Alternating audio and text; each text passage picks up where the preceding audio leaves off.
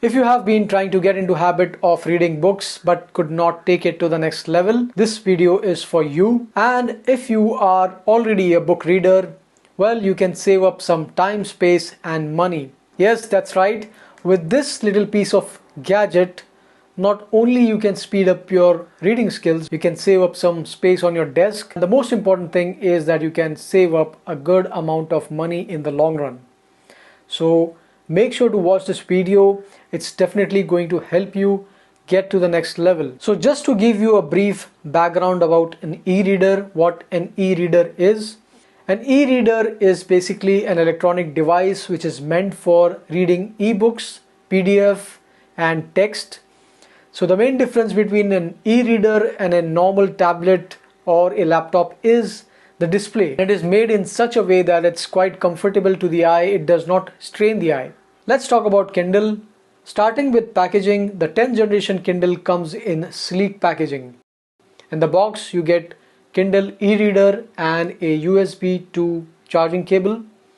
So this is a 10th generation Kindle. It was released in 2019. It has a 6-inch display and it's about 174 odd grams. So that makes it very comfortable to hold and to read for long hours. Now with this size and weight and dimensions, it is easy to carry. You can slide it easily into your pockets. With 8 GB of storage, it can hold about 1000 books, and also we have got the cloud support as well. Network connectivity is through Wi-Fi. Talking about the battery, well, it takes some time to charge, almost around 3 to 4 hours to charge completely. But at the same time, it does not discharge very quickly. So it can last up to about 2 weeks or so with an optimal brightness settings. And if you turn on the aeroplane mode, you can last longer without the need of charging. Honestly, I don't remember the last time I had charged this. Talking about warranty, it comes with 1 year limited warranty and a service support. So this is what the interface looks like. You can search for different items on the Kindle store, on the Amazon store. You can get few recommendations here. As you can see, I've got these recommended books, and they have got some good amount of free books which are accessible to the Amazon Prime users. This is what the library looks like. You can add books here. The best thing with ebooks is that you can try out reading some of the pages even before buying it. So I have got some samples here. As you can see, I'm reading those samples. Depending on my reading experience, I can make a decision if I want to buy them or not.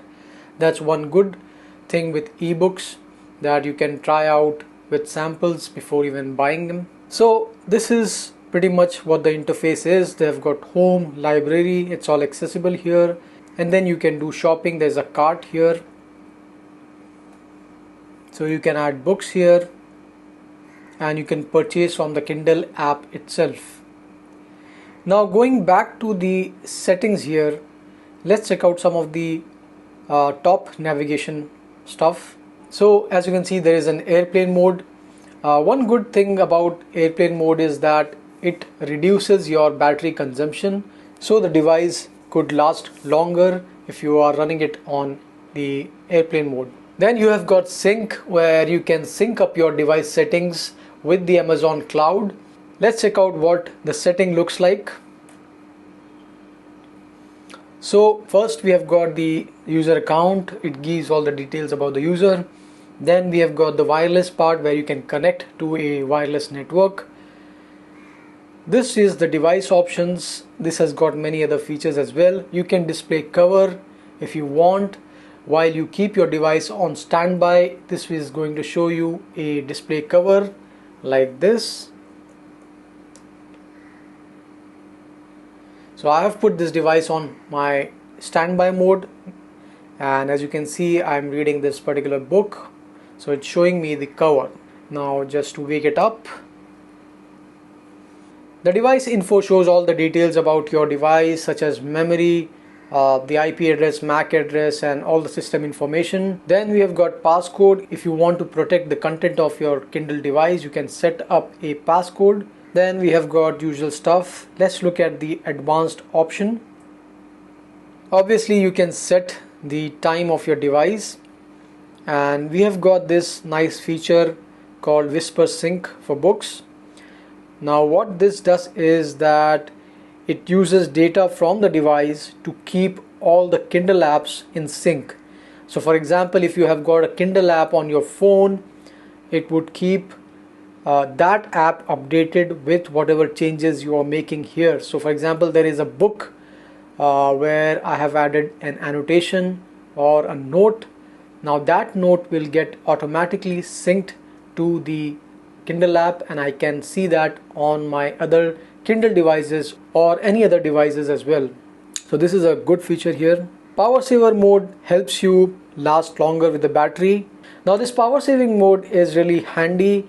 It keeps your device in a sleep mode when you are not reading it, so that helps in saving battery. Another thing is that if you disable the power saving mode, your wake up time would be faster, but then it will consume more power. Then we have privacy settings, where you can choose what kind of privacy settings you want. If you want to disable data collection and stuffs like that, you can just disable it here. Storage management, obviously you can manage storage. You can remove books you have already installed or downloaded. With the storage management, you can take care of your memory here. As you can see, I've got 314 MB used, and I can go on and manually remove some of the stuff that would free up memory. Also, there is an archive feature. This is really good to help you save up on your storage. So for example, if you haven't read or opened a book in last 3 months, if I choose 3 months here, what this would do is that it would remove that book from my device, and thereby saving some storage there. So we have seen the device options. Let us look at the reading options. Not much here. They have got a page refresh. When I enable this, what happens is that whenever I turn a page, it shows a refresh. The screen refreshes. Then we have got a vocabulary builder. Now this is really helpful if you want to build up on your vocabulary. So this has got this dictionary and stuff like that, which can really help you in improving your language. Then we have got language and dictionaries. So Kindle supports some of the languages which are mentioned here. As you can see, the list is not very long, but still it covers up most of the major languages. Going back, keyboards. Now you can add keyboard based on the language. You can download the keyboard based upon your language settings. Then they have dictionaries. Dictionaries are really good because while reading the book you may encounter a word which you want to look up. So you can look up directly from the device here. As you can see, they've got these two options in the dictionary. Going back to the main settings, there is an accessibility option. Voice view screen reader really helps in adding support to the accessibility. So if I enable this screen reader, this would provide a spoken feedback on the Bluetooth device which I have paired up my device with. So if I enable this, what this would do is this would search for a Bluetooth device, and then it would pair, and then it would give the feedback on that particular Bluetooth headset. Going back to the main menu, then we have got parental controls. If you want to keep your device restricted for certain users, you can keep the parental controls. So that's pretty much it for the settings. So let us look at how the book reading experience is. I'll just open up a book which I have downloaded. So as you can see, this is how it looks like. Although I can change this setting, I can change the font and other things as well. I can change the font size, I can change the font face. So there are different types of font available here. Also, this shows me the percentage of book which is left to read. So one important feature here is to find out a meaning of a particular word. which we read.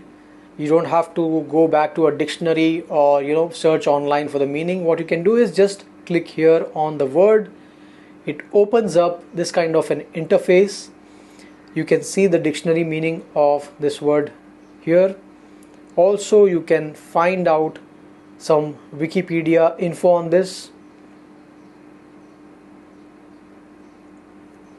There is also a translation available if I want to translate to some other language. Let's say if I want to translate to Dutch or Hindi. As you can see, this has translated to Hindi. So there's translation, there's dictionary, and then you can make annotations or make some notes here if you want. If you want to go back to the main menu, what you need to do is just double tap here, and this would open up the navigation bar. Now here, as you can see, there is option for language, for layout, for bookmarks and search. Let's check out the language. So as you can see, I can select the theme. Now they have got different theme: compact, standard, large. Right now I'm running on customized theme. So let's take a look at large theme. As you can see, the font has changed automatically based on my settings here. Let's switch back to customize. Let's check out the font. So they've got a bunch of fonts here which you can select, and these are the font family here, about around 9 or 10 fonts available here. And you can change the font weight, that is the boldness. If you want to increase the boldness of your font, you can change it and you can make it bold. You can change the size of the font if you want. Let's check out the layout. The layout is something where you can adjust your orientation or the margins. I can change the margins if I want everything to be aligned in the center, have some spaces or margins on the sides, and then you can adjust the spacing as well. So these are some of the features for the layout. And then they have got this reading progress. If you want to check the progress of your reading, what you can do is select any of these options, either the page number or the location in the book, or the time left in the chapter, time left in the book, or whatever you want. It shows you the amount of time you have been reading this book. So that's also a good thing, and it can come in really handy. Book mentions. So what it does is it identifies automatically if there are any mentions of another book in a ebook which you're reading, and it can take you to that book. And there are some other options as well here. If I scroll down, popular highlights. This can be helpful if, for example, if you're reading a book and you find there is a passage or a paragraph which has been highlighted, and it shows that this is a popular paragraph or it has got some popular quote in it, so that other users have highlighted it. That's a good way of finding some great quotes in the book. And then we have got highlight menu, which automatically show the highlight menu when you select a passage. You can highlight a particular section in the book. It's just like a regular highlighter which you use in regular books, and you can quickly while if you're reading quickly and you want to go back to that particular passage, you can go back. And then there are other features as well. I don't want to go into them. Going back to the navigation bar, we also have content. Now if you want to go back to a particular chapter, you can just go directly to the chapter from this particular section. You can look at the notes which you have made or any highlights as such. And then we have got a bookmark section. It can take you to the bookmark or the page which you are reading currently. Also you can search for some books or notes. Let's go back to the navigation bar and see what other features are there. So here you can see, you can find about the book, you can find about the author, the release, the volume and stuff, the notes and highlights which are there in the book which you have made, the paragraphs or the sentences or the part which you have highlighted, or any notes which you have taken from there. There is an X-ray feature as well. this is really good if you want to find out a particular passage, how popular this is, and you want to just jump right into there. You can find it here. You can find the people who have highlighted, what comments they have put there, and yeah, there are so many things here going on. You can have images as well. You can directly scroll to a particular image, and this is really great feature to have. So if you're reading a book which has got so many illustrations and you just want to have a look at the diagrams or pictures, this is going to be really helpful for you. As you can see, I can browse, I can navigate to a particular image, so that's amazing.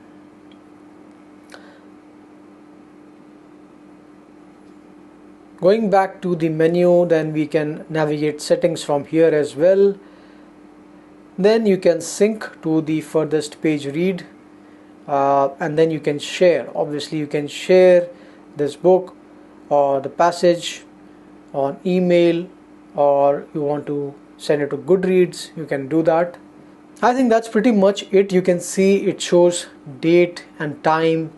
It shows the battery percentage here. As I mentioned earlier, this is an e-reader and the display is tuned accordingly. You can adjust up to 24 levels of brightness, and it does not create a difference if you're reading in light or reading in dark. The experience is just the same. Now, as you can see here, there is a light source behind the camera, and I'm using a light for the recording, so there is enough light around this area. Let's see what happens if I turn off this light. There you go. As you can see, light fluctuations don't impact Kindle's user experience. The user experience is great, so you can sit in a dark, cozy environment and read your ebook, or you can carry it in daylight, travel with it and read it on the go. And that's one major thing to look out for in this device. Talking about the formats, now this is one of the most important part. You should be very careful when you're buying an ebook which you want to read on your Kindle device, because there are some restrictions there are some considerations, and you should check the format before buying the ebook. So you can read Kindle format 8, Kindle format AZW, you can read text, you can read PDF, and so on. So make sure to check the details of the format before even going into buying this. So now that I have given you a walkthrough of this Kindle device, let's look at some of the pros and cons as well. Talking about the pros, well, you can read the ebooks in daylight, sunlight, and even in the dark. That's one of the major benefits of an e-reader. Secondly, the battery life is really good and it can last very long. Third most important thing is that you can get to buy ebooks which are much cheaper compared to a hard copy. You can see for yourself, you can compare the price of an ebook compared to a hard copy. The only downside I see here with this particular Kindle model is that the rendering is slow, and you will notice that your touchscreen is not that smooth if you're coming from a smartphone. Obviously, if you're comparing it to a smartphone, so to speak, an e-reader does not have that good quality of touch. But if you go for a higher variant in the Kindle, I'm sure you will get a better rendering and touch experience. So why should one buy a Kindle e-reader? Like I said earlier, I have been struggling to read books. I have got books at my home which are lying there for years and it's just eating dust. In fact, if I get too motivated and excited and pick up a book from the shelf, remove the dust and start reading, it does not take me a while before I lose interest and I just keep it back. But with this Kindle device, I am really having a good time. This device is with me while I am going to sleep, or when I wake up, or anytime I can pick this device and start reading from the place where I stopped. So I keep this just besides my bed so I can pick up and read, and it does not strain the eye. The experience is really good. But the main thing which got me to Kindle is that I have been looking to buy some of the books which are relatively expensive. compared to the other books. So I don't want to invest into something which would end up in my shelf eating the dust. That's the reason why I got Kindle.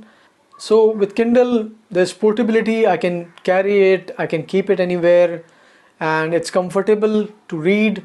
I can read in the dark, in the daylight, and also I get cheap ebooks. So, I mean, what more do we want? Also, with around price range of about 6 to 7,000, this is a value for money deal.